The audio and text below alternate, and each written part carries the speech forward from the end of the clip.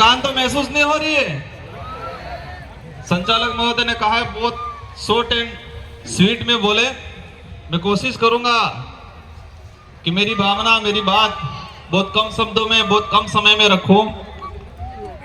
31वां आदिवासी सांस्कृतिक एकता महासम्मेलन में विभिन्न राज्यों से और अन्य देशों से पधारे हुए हमारे अतिथि, हम सब यहां पर एकत्रित होके हमारे आदिवासी समाज को किस दिशा में ले जाना है, हमारे आदिवासी समाज के संवैधानिक हक अधिकार और हमारे आदिवासी समाज की संस्कृति का संरक्षण संवर्धन को लेकर चर्चा कर रहे हैं। आज मेरा वक्तव्य शुरू करने से पहले मैं इस मंच से मेरी 84 की जनता को नमन करना चाहूंगा, धन्यवाद देना चाहूंगा कि 84 की जनता ने मुझे दूसरी बार विधायक बनाया और मेरे से पूर्व हमारे झारखंड से आए हुए मैडम ने बताया था सिलेक्शन का, भले इलेक्शन हुआ हो लेकिन 84 की जनता ने मुझे सिलेक्शन किया था और मेरी टिकट, मेरा सिलेक्शन 84 विधानसभा की जाजम पे हुआ था। 84 के कार्यकर्ताओं ने किया था और वही हमारा हाईकमान है। मेरी 84 की जनता ही हाईकमान है। मेरी 84 की जनता ही टिकट भी देती है और वोट भी देती है और इसी बदौलत 1,11,000 वोट मुझे मिले और राजस्थान के अंदर मैं दूसरी बार विधायक बना और हाईएस्ट वोटों से परसेंटेज के मामले में 1 नंबर और बाकी संख्या के मामले में दूसरे नंबर पे मेरा नंबर रहा। इसके लिए मैं 84 की जनता को धन्यवाद देना चाहता हूं। आज देश में हो क्या रहा है, आज देश की जो स्थिति है और देश में विशेषकर बात करें आदिवासी समुदाय की, हम एकत्रित होते हैं, हम बातें करते हैं बारी बारी से, लेकिन ये बातें धरातल पे इंप्लीमेंट कैसे हो पाती है, हम कितना करते हैं वहां तक नहीं जाते हैं। लेकिन मैं मेरे विधानसभा और मेरी विचारधारा, जिस विचारधारा से आता हूं, जिस संगठन से आता हूं, उनको मैं धन्यवाद देना चाहता हूं कि देश के किसी भी कोने में आदिवासी समाज पे कभी भी आपत्ति आई तो डूंगरपुर जिले के अंदर पहली रैली, पहला ज्ञापन होता है। भले मणिपुर के अंदर मामला हुआ और हम दावे के साथ कहते हैं कि पूर्वी भारत में अगर कहीं रैली हुई होगी, लेकिन दक्षिणी राजस्थान के अंदर या इस वाले इलाके के अंदर डूंगरपुर में पहली रैली और पहली ज्ञापन मणिपुर के मामले को लेके हुआ। हसदेव वाला मामला हुआ, हसदेव का जो प्रकरण हुआ पिछली बार हुआ तो डूंगरपुर के अंदर सबसे पहले ज्ञापन और रैलियां हुई। किसी भी प्रकार के कोई भी केवड़िया का मामला हुआ, केवड़िया का जैसा मामला हुआ, हमारे संगठन के लोगों ने डूंगरपुर जिले, उदयपुर संभाग के अंदर और विशेषकर हम हर बार पूरे बिल प्रदेश के एरिया के अंदर सभी जो उपखंड कार्यालय हैं वहां पर ज्ञापन देने का काम करते हैं। वो इसलिए होता है हर बार क्योंकि आदिवासी समाज की, हमारे आदिवासी परिवार की एक विजन बुक है और इस विजन बुक के तहत आदिवासी परिवार की सिलेक्शन प्रणाली और सिलेक्शन प्रणाली से हमारा विधायक और हमारा प्रधान चुना जाता है। तो वो विधायक मैं खुद मान लो हम जनता के प्रति जवाबदेही है, न कि हाईकमान के प्रति, क्योंकि जनता ही, हमारी क्षेत्र की जनता हमारा सिलेक्शन करती है तो हम जनता के प्रति जवाबदेही है। तो ये व्यवस्था पूरे देश के अंदर आदिवासी जहाँ है वहां पर ये होना चाहिए। आज हम बातें कर रहे हैं कि हमारे पूर्वज ने इतना बलिदान दिया।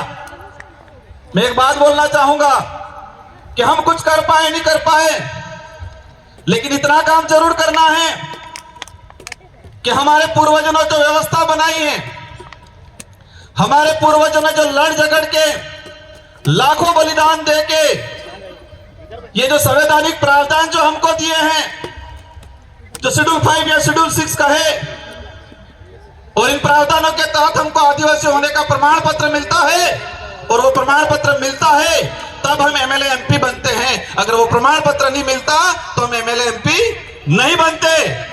तो मैं एक बात कहना चाहूंगा, नया कुछ कर पाओ नहीं कर पाओ, लेकिन हमारे पूर्वजों ने जो हमारे लिए करके गए हैं, जो लाखों बलिदान दिया है, देश के इतिहास के अंदर देखा जाए तो आदिवासी समाज ने सबसे ज्यादा बलिदान दिया है।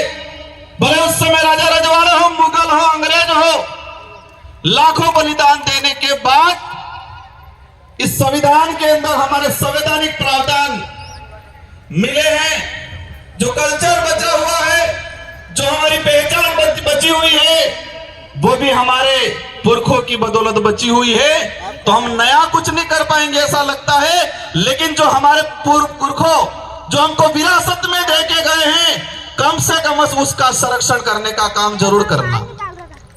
मुझे लगता है देश के अंदर जो हालात है, हमारे समाज के जो जनप्रतिनिधि हैं, हमारे समाज के जो सर्टिफिकेट लगा के कर्मचारी बने हैं, उनको समाज की बात आती है तब समय नहीं मिलता है, लेकिन उनकी लुगाई के लिए घाघरा लेने जाना होता है, पूरे बाजार में 4-5 दुकानें घूम जाएंगे वो।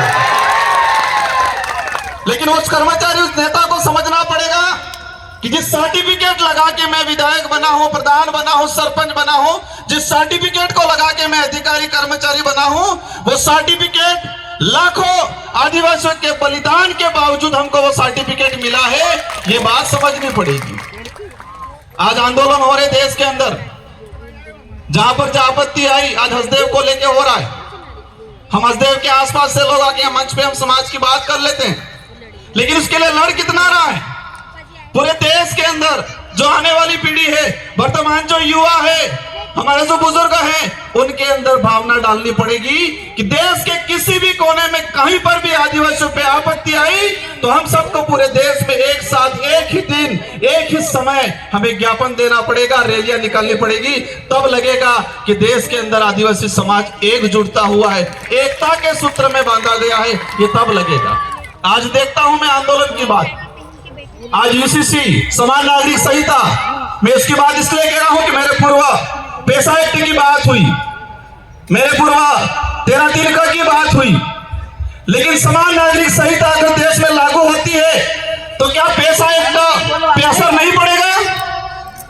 मैं सवाल करना चाहूंगा कि यूसीसी लागू होती है तो क्या हमारा संवैधानिक प्रावधान शेड्यूल 5, शेड्यूल 6, एट्रोसिटी एक्ट, पेशा एक्ट, इस पे क्या हमारा असर नहीं पड़ेगा? लेकिन इसके लिए हम नहीं बोल रहे हैं। हमें समय नहीं गुजारना है, हमें टाइम पास नहीं करना है, हमें आने वाली पीढ़ी के लिए लड़ झगड़ के, हमारे पूर्वजों ने जो बलिदान दे के जो प्रावधान किए हैं, उनका संरक्षण करने का काम करना है। आज आंदोलन की बातें होती है, आंदोलन धीरे धीरे सड़कों से, धीरे धीरे कलेक्ट्रियों से खत्म होने लग गया, सोशल मीडिया पे आ गया है आंदोलन।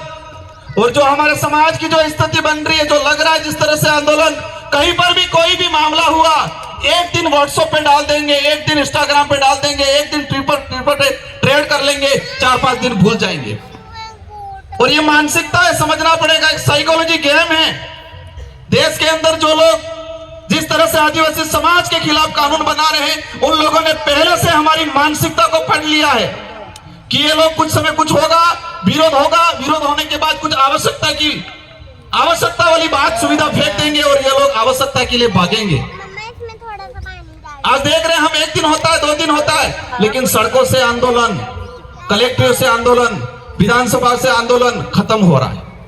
और यही स्थिति रही 10 साल बाद। किसी भी मामलों को लेके किसी सड़क पे 5 लोग आंदोलन नहीं करेंगे, सोशल मीडिया पे लाखों आंदोलन कर लेंगे। और बड़े बड़े लीडर भी ये देखते हैं सुबह शाम कि मेरे कितने फैन फॉलोअर है, 2-4 लाख हो गए, 5 लाख हो गए, तो अपने आप बड़ा लीडर मान लेता है वो। किसमें मानते, समाज से भी किसमें मानने लग गए हम कि फेसबुक, इंस्टाग्राम, ट्विटर पे हमारे फॉलोअर बढ़ गए तो हम बड़े समाज से भी हो गए, यही मान रहे हैं आज। और इसी भी आंदोलन हो रहा है। और यही स्थिति रही तो आने वाले 10 साल बाद किसी भी कितना भी अत्याचार हो जाएगा, लेकिन सड़कों पे 100 लोग इकट्ठे नहीं होंगे। ये आदत में परिवर्तन करना पड़ेगा हम लोगों को। और आज देश के अंदर जो स्थिति बनी हुई है, हमें सबसे पहले यह तय करना है कि हमको सुविधा के लिए लड़ना है या स्वाभिमान या अधिकार के लिए लड़ना है। देश के अंदर हम सुविधा के लिए लड़ रहे हैं, आवश्यकता के लिए लड़ रहे हैं, लेकिन अधिकार और स्वाभिमान की लड़ाई नहीं लड़ रहे। और हर मंच पे एक ही बात होती है, अगर स्वाभिमान या अधिकार की बात करेंगे तो आवश्यकता और सुविधा नहीं मिलेगी। और यही हो रहा है। ये माइंड गेम है कि देश के आदिवासियों को आवश्यकता की लड़ाई लड़वाओ, देश के आदिवासियों को उनको जो उपयोग में दैनिक दिनचर्या में आने वाली चीजें या शौचालय या बाथरूम की आवश्यकता की लड़ाई लड़ रहे हम लोग। अधिकार की लड़ाई, स्वाभिमान की लड़ाई नहीं लड़ते। और कई मंचों पे देखा है मैंने, आवश्यकता की बात करो सब स्वीकार करेंगे, लेकिन अधिकार और स्वाभिमान की बात करते हैं तो वहां पर लगता है ये बात नहीं करनी चाहिए। भाइयों, अगर स्वाभिमान और अधिकार की लड़ाई नहीं लड़े तो आने वाले समय में जानवर और हमारे में कोई अंतर नहीं रहेगा।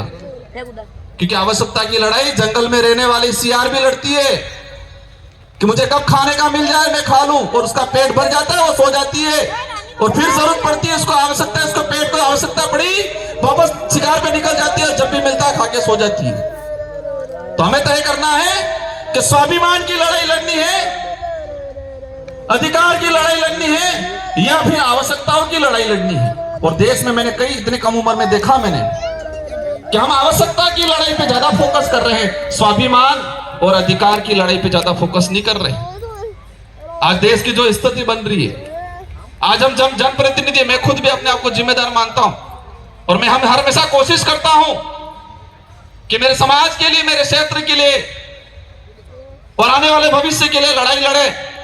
वक्त ज्यादा हो गया है, लेकिन इस पांडाल में विराजमान अन्य सभी राज्यों से आए हैं। मैं सभी से अनुरोध करना चाहूंगा कि जब तक हक और स्वाभिमान की लड़ाई लड़ने वाला आपका लीडर नहीं जाएगा, तब तक इस क्षेत्र का, इस समाज का, आने वाले भविष्य का कुछ नहीं होगा।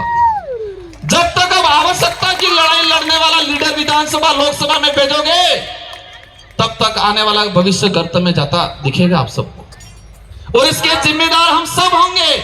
हम दूसरे समाज को, दूसरे नेताओं को जिम्मेदार ठहराते हैं, लेकिन इसके जिम्मेदार हम सब होंगे। क्योंकि वो तो दूसरा लीडर तो किसकी बजाएगा? हाईकमान की, क्योंकि टिकट हाईकमान से मिलती है। और ये ताकत रखो, और हमारे डूंगरपुर 84 वालों से सीखना पड़ेगा। मैं बड़ी बात नहीं कर रहा हूं, लेकिन पूरे राजस्थान के अंदर एक शानदार परिणाम दिया है, बहुत कम समय में, बहुत कम खर्चे में। और ये शिक्षा है कि वहां पर कुछ भी हो जाए, उस क्षेत्र की जनता जो चाहेगी वही होगा।